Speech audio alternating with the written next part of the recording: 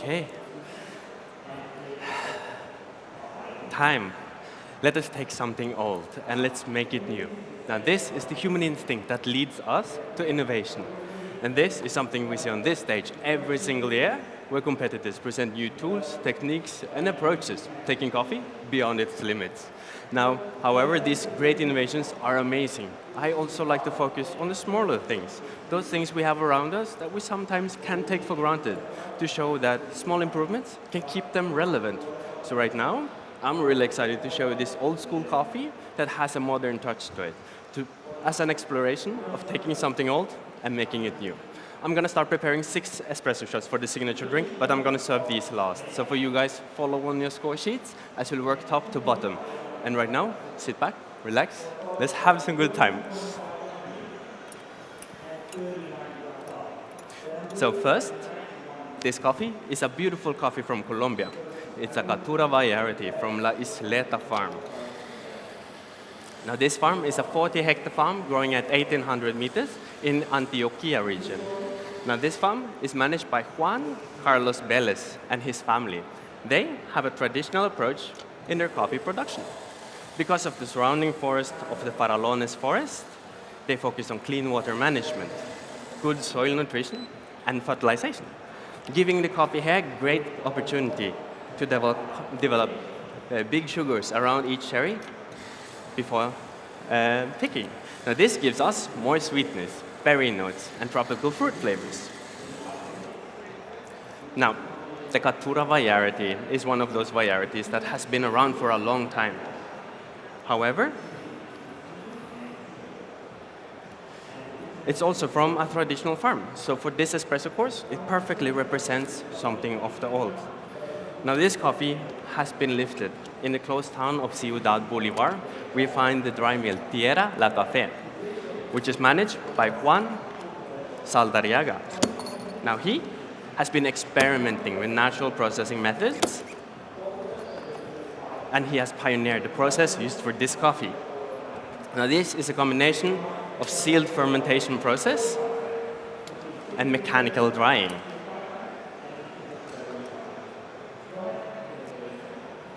Now this elevates the standard of this coffee, making it possible for us to enjoy it as more juicy and clean and complex. So for the flavors, I want you guys to note this down for the espresso course. First, we get this soft and juicy body.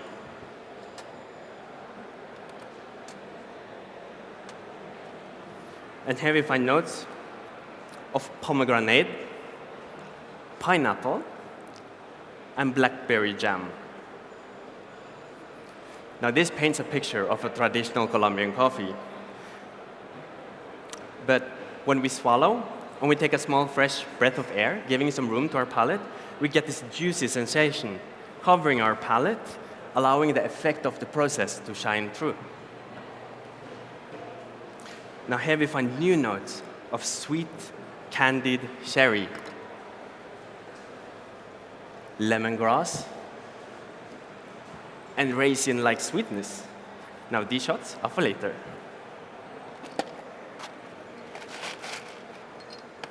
But to show the quality of this coffee, in the finish, we get this long, almost syrup-like lingering sweetness. And here we find even more notes. First, it holds on the dried pineapple, but it gives us this sweet Shiraz that lingers in the finish. And a note of floral viol all the way in the end. Now, at the mill, the cherries are first sorted before they're put in sealed bags for fermentation process for 72 hours, allowing enzymes to break down the sugars, giving us more variation in flavor, but also tropical fruit flavors. After a simple rinse, the cherries are then put in a mechanical dryer, where every day they get 8 hours of 40 degrees Celsius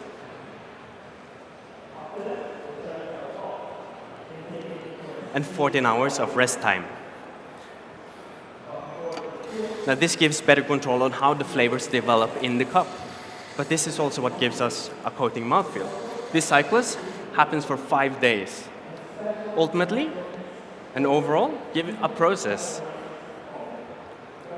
that take care of those initial Caturra flavors, but gives us more complexity that develops on our palate. And this is how Juan Saldriaga and Carlos Vélez take something as simple as a Caturra variety that holds a lot of tradition at the farm, but with a modern approach in processing.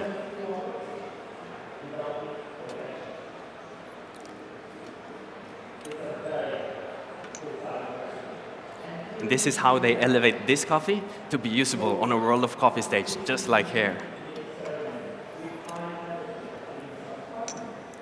So, when you get these espressos, if you please, stir 6 times, and you see the small glasses in front of you, they are for your spoons. And for these espressos, again, look for that tropical fruit start. This coating sensation in the middle, remember that small breath of air, and this long, lingering sweet finish.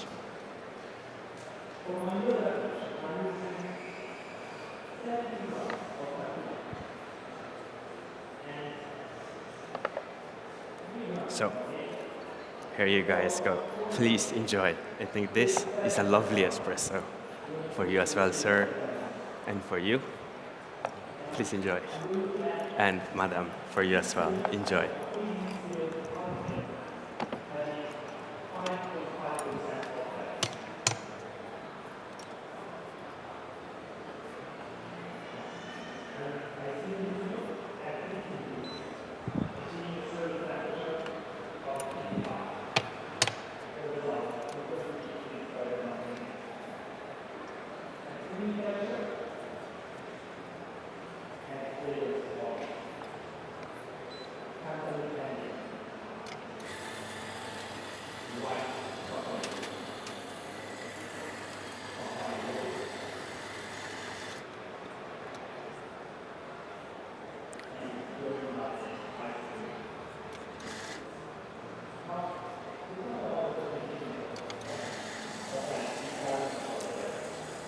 Okay.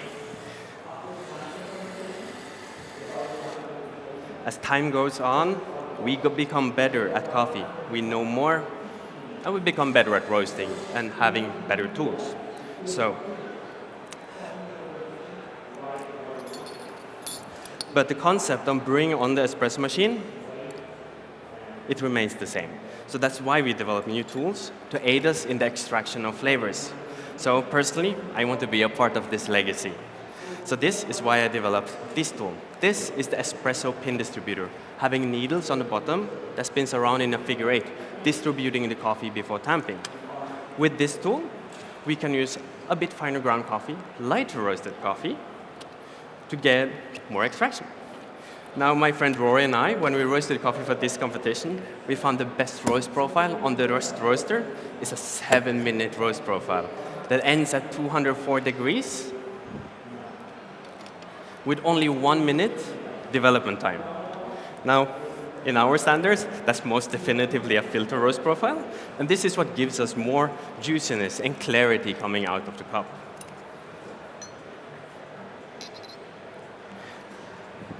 Now, the brew profile I'm using today is 20.2 grams in, 50 grams out, in an extraction time of about 24 seconds. Now, this is also what gives us these tropical fruit flavors, but also this layered espresso, perfect to pair with milk. So the milk I'm using today is a blend that reflects what people in coffee shops like, because the milk drink is the drink that introduces most people to coffee every day. So this is a blend of a 4.1% Norwegian cow's milk that is freeze distilled to 66%. But it's also blended with 20% Oatly oat milk. And this, with the isolate espresso, gives us an amazing profile. So let's note it down. First, we get a hint of this dried cranberry. Then toffee and milk chocolate.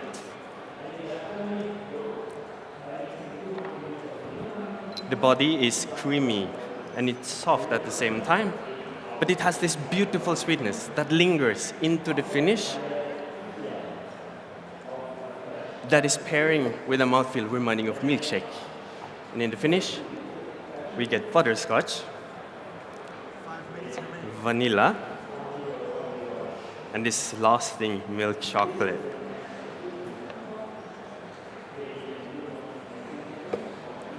Here you go. Please enjoy. Please enjoy.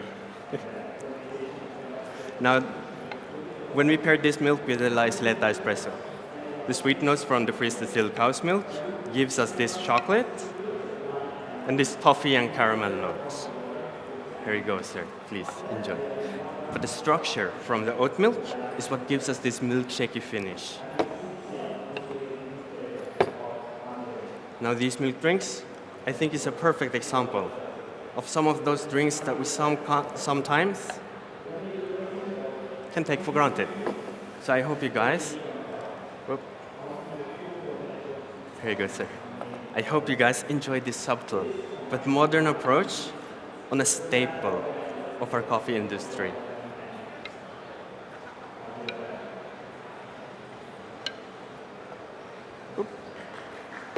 Here you go. Please enjoy.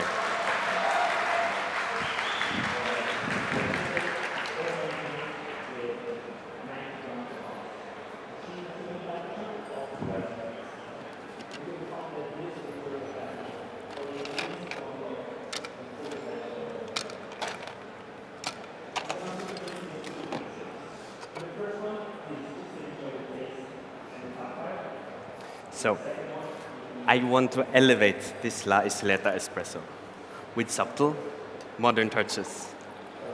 So we look to the world of cocktails and culinaries for some inspiration.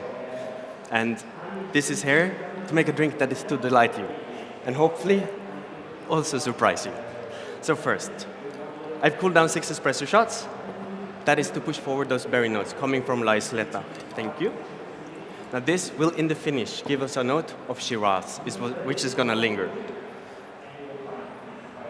Then, I'm using 30 grams of a blueberry syrup, where I've taken sugars with blueberries, boiled them up, and this syrup is going to work in this drink to give balance with the sugars, but the blueberries with the La Isleta espresso is going to give us this toffee and cranberry juice note.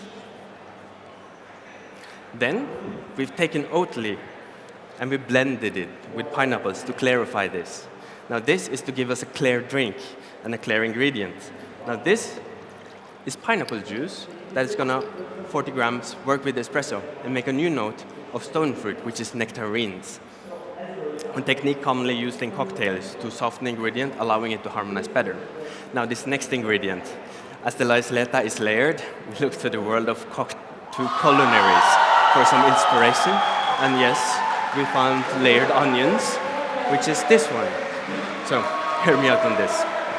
We have red onions that has been boiled to get rid of those volatile and sulfenic acids that we react with. But this is going to lift up all the acidity notes, giving us a bigger complexity, but create a new note of pink grapefruit lemonade and a floral oolong. Now this ingredient was blended with 8 grams of the onions and 8 grams of aquafaba, a starch-rich liquid. So when I blend it up, we get foam. So let me do that.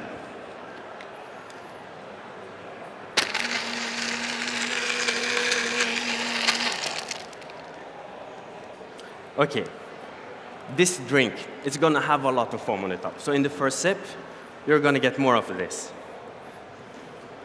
Now this is going to be creamy, fluffy, and soft. But here we find those notes of the vanilla, or not vanilla, toffee, and the cranberry juice.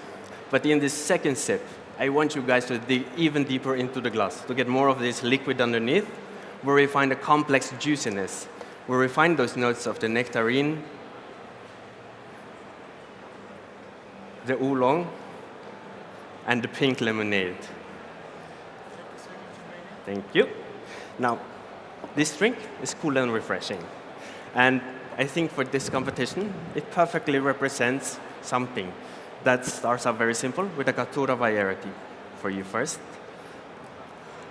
And it's been through La Isleta, a modern approach in processing, some creative thinking in the ingredients, and it proves that we can take something old, we can make it new with a touch of innovation. Enjoy. Time. And that was Alexander Monsen.